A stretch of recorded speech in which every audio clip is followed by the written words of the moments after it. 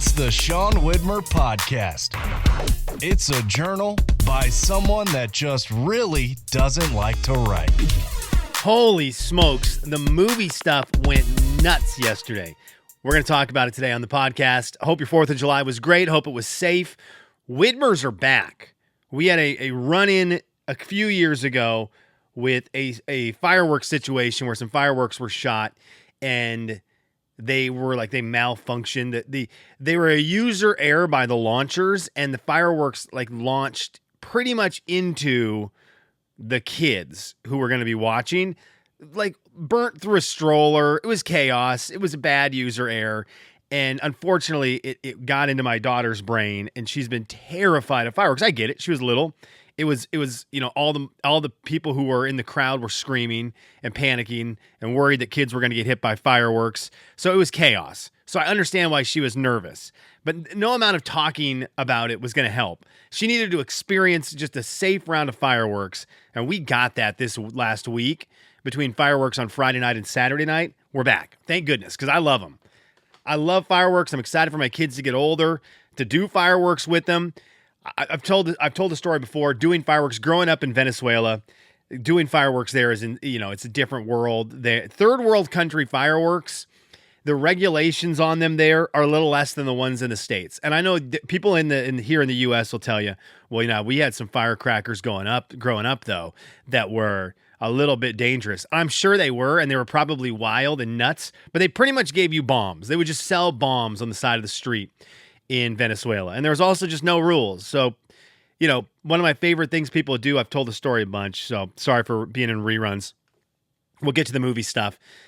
At the end of the year, they did Old Man of the Year, where people would just buy fireworks. Then they would set up on the street, all over the streets. They would make what looked to be a scarecrow of a human being with pants, a shirt, and a hat. And they would stuff these things. They would just stuff them with any fireworks they could get. And then they would light them and run. And you'd get as far away as you thought was safe.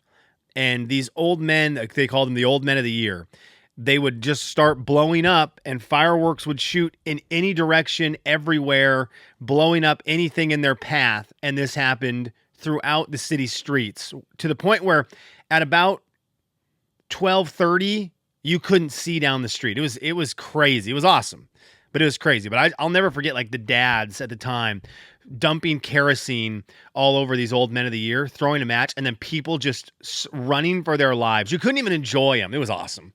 It was awesome. Anyways, I love fireworks. Love them.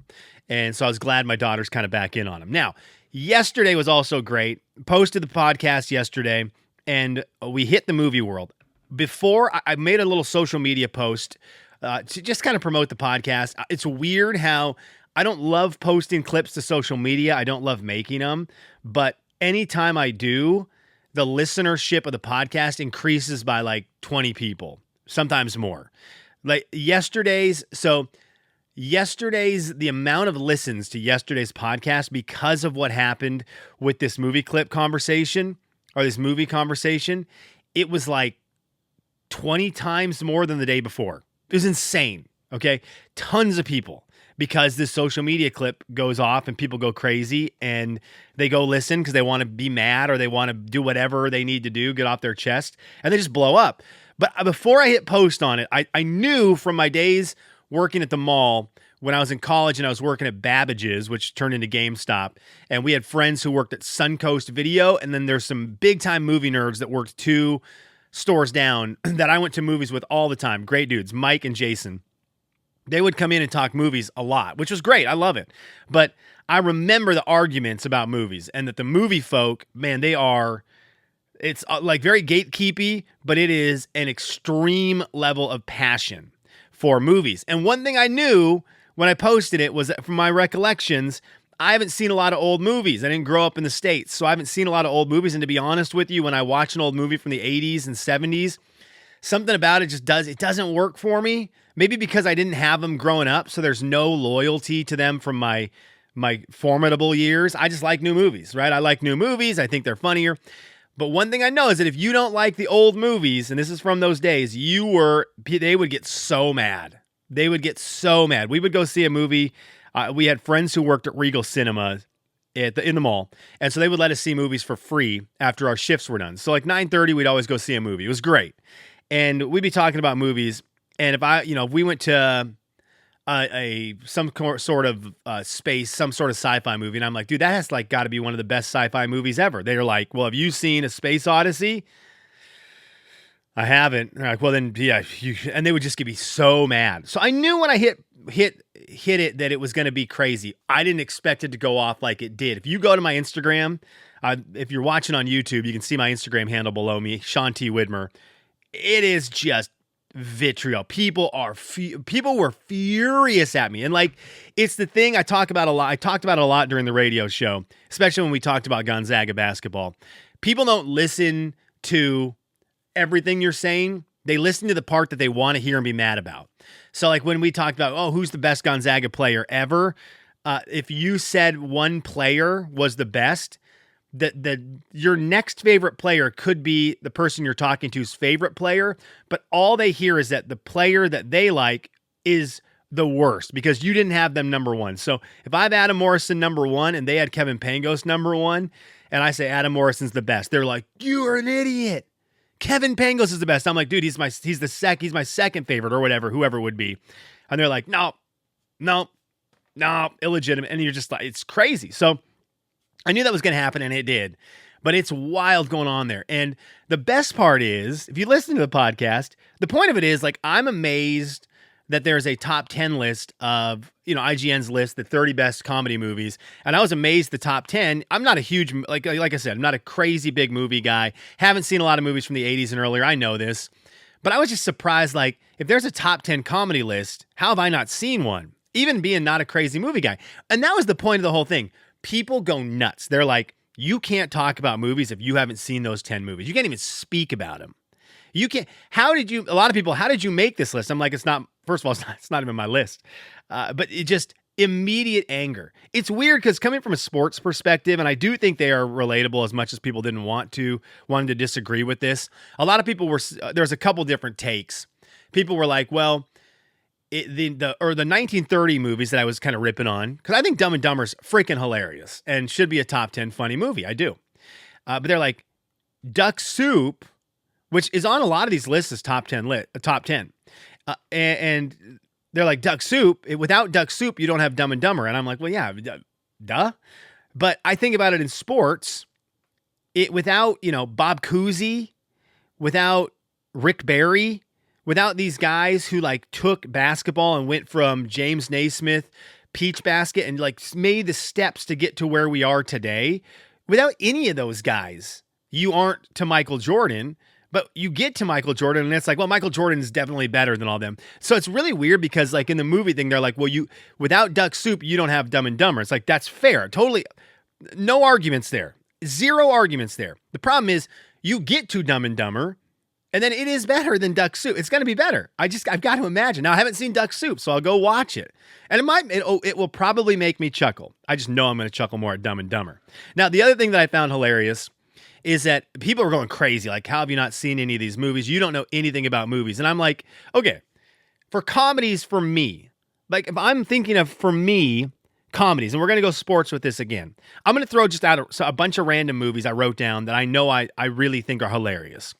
Meet the Parents, Borat, Tropic Thunder, Billy Madison, Tommy Boy, I Love You Man, Wedding Crashers, The Hangover, Horrible Bosses, Step Brothers, Superbad, Zoolander, Anchorman. Like those movies to me, I could watch them. And those are just a little list I thought of right before I hit record that I know those movies make me laugh out loud. Okay. So if I'm talking to a casual basketball fan and I say, name the top 10 basketball players of all time, it's crazy to me to think maybe they are a younger person. Maybe they're older like me, but maybe they've been paying attention to basketball since 2000. They're gonna name players from 2000 forward. They're gonna run into a top 10. The fact that if I named a movie after 2000 outside of this Wet Hot American Summer, which I just missed, I didn't even know that movie existed. I was in the States watching movies at that time. I just didn't even realize it was a thing. Totally missed it. I actually need to go watch the preview for it, because I had to have seen the preview for it and just didn't notice it. Anyways, you're going to name a basketball player and get one in the top 10. You just are. But that's the weird thing. That was one of the weird things I thought about with this list is like, so if you like a funny movie after 2001, they're like, nah, dude, nah, we got to wind it back. Anyways, you go to my Instagram. It's crazy how it blew up. It was just a friendly reminder, first of all, how mean the internet is. And I chirp back at some of the people because some of them irritate me. But for the most part, it's like, I just want to explain to people, look, I'm not like, a lot of people were like, what a flex. Like, it's not the flex you think it is, saying you haven't seen any of those movies. Definitely not a flex. I'm not a big movie guy. I mean, I love movies. I just don't watch a lot of them. If I have free time, I'll play a video game, I'll read a book. I like watching a TV show, and then I like to watch a lot of sports. So if I sit down and it's like, oh, I could watch this movie, like right now during the nights, if I could watch it, I could watch Duck Soup. I'm probably going to watch England, Mexico instead, for sure. I'm going to choose that 100 out of 100 times. I'm going to watch the sporting event.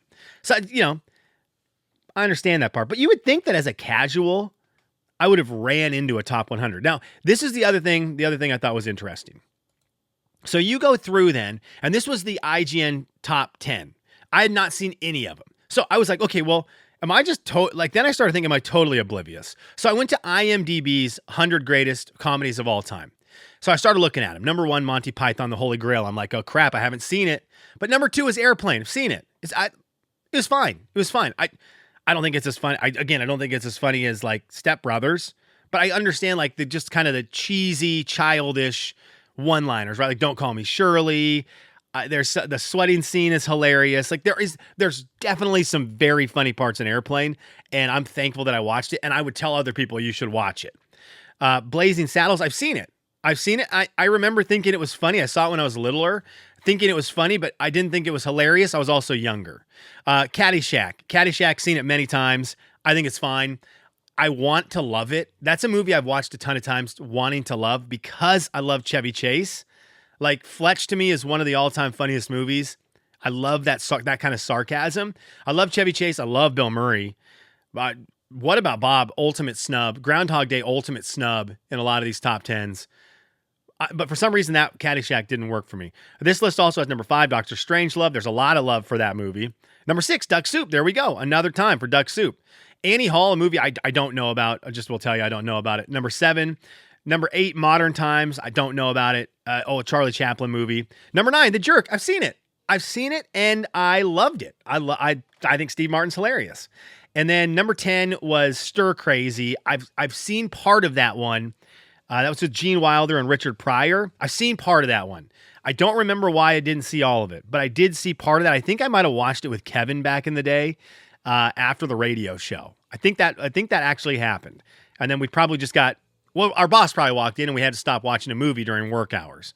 But like, there you go. I've seen a handful of those. I went to another one, Studio Binder. And I was like, am I just blind to these? But Studio Binder's list, number 1, Caddyshack, seen it. Number 2, What About Bob? Okay, Studio Binder, thank you. One of my all-time favorite movies ever. Number 2. Number 3, Groundhog Day, seen it, love it. Number 4, The 40-Year-Old Virgin, seen it, love it. Number 5, Dumb and Dumber, one of my absolute favorites, probably my favorite. Number 6, Meet the Parents, love it. Number 7, Bad Santa, didn't love it, but I've seen it. Number 8, The Truman Show, didn't think it was that funny, but I loved that movie. Number 9, Bridget Jones' Diary, really enjoy Bridget Jones' Diary. And number 10, My Best Friend's Wedding, seen it, don't remember much about it, but there you go, seen all 10 of those. So I was like, okay, it's not that I haven't seen any movies. I just haven't seen the ones on that one list. But go check out my Instagram. It's going nuts on this. People are so mad. And my favorite thing that's been coming up is like, throw your podcast gear away. It's my favorite. Like, just the pure, you see something that for some reason doesn't work for you. You don't listen to the context. You don't go seek out more context. It just made you mad. You couldn't take any sarcasm on the water balloon one. And your reaction is like, go to heck, burn your podcasting gear. Anyways, that's just a look at where we're at right now. I've enjoyed it. I'm a sucker for that stuff. This is from years of working radio. There's part of you that's like, dang it, you kind of want people to love the stuff you throw out there, and you kind of want people to agree with you. But man, sometimes the disagreements are fun. And it's like, I stand by my statements. I still haven't seen those movies. I don't mind that I haven't seen them. And it's kind of fun to be in the middle of the storm. All right, Brandon, where you at? I need Brandon to check in and let me know what side of history I'm on here. Am I on the right side of history, liking movies like Meet the Parents, What About Bob, Anchorman, Zoolander? Am I on the wrong side of history, liking the comedies that all these old comedies that are on this list? We wouldn't have the good comedies I love now without them. Am I on the wrong side of history, loving the progression, loving that we had these building blocks and they turn into something great? And I like the great thing, understand the building blocks are there. But for the most part, in most things, when you build from something and then as you get further along, they get better. Like, I want to be in an airplane from now as opposed to an airplane from 1930, but also understanding without that 1930 airplane, we don't have the airplane I'd rather be in. What side of history am I on? All right. Peace. Is this 19 in a row? Peace.